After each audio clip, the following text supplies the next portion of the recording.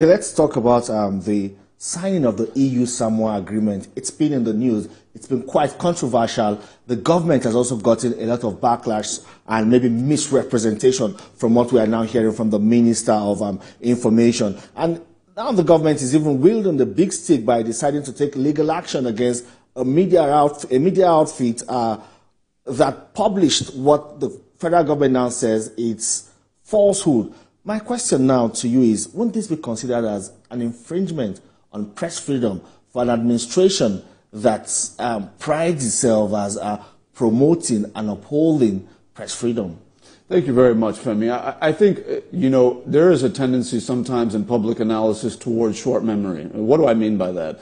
I'm not going to name the former president who was involved, but there was a time in this country after 1999 when we had, quote unquote, gone into civilian rule, in which you had, a sitting president essentially tear down a media station, like literally take tractors and take bulldozers and literally just knock down a media station that was giving out information or opinion in a way that was not in line with that president's own views.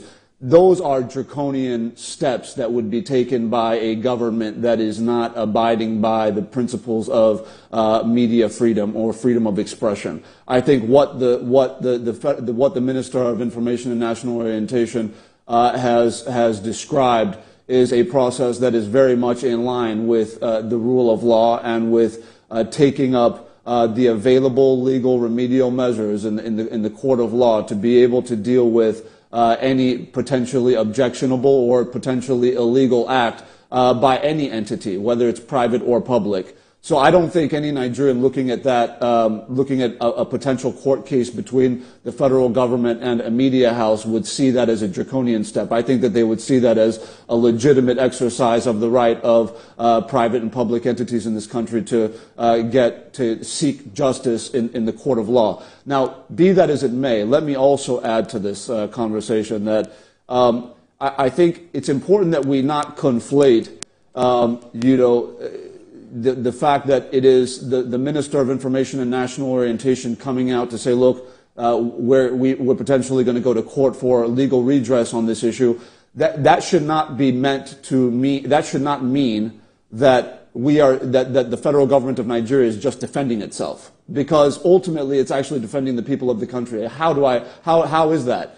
If, for example, based on fake news, based on outright falsehood, something that has no basis in fact or verifiable information whatsoever, you put something on the front page of a newspaper and all of a sudden there are mass protests in a particular part of the country where religious sensitivities have been stoked into inflammation, and where you now have institutions being burnt down, people killed, and all the things that can happen.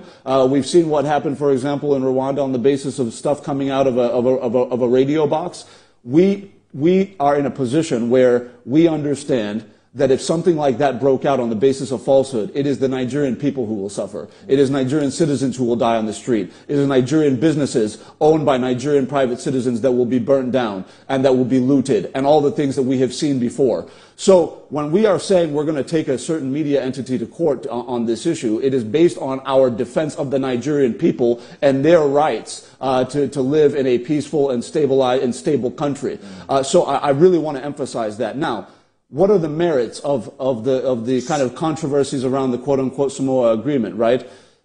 Essentially, let's be clear about the baseline fact that there is no such clause that signs us up to take an action on LGBTQ-related matters in exchange for any kind of economic relief. That clause does not exist. On the basis of the falsehood that was mass disseminated by a certain media entity, that falsehood was turned on its head as some sort of a truth that doesn't exist. Do you think that was deliberate? Whether it was, I can't read into the hearts or motivations or intentions of anybody or any entity, but clearly we understand as a baseline, as two journalists sitting at this table, we know that the baseline of our profession is to ensure that we anchor every story, every report on verifiable fact, on irrevocable fact and data, right? In this case, you had a huge headline with a report underneath it that was not based on fact at all, but based on sheer sentiment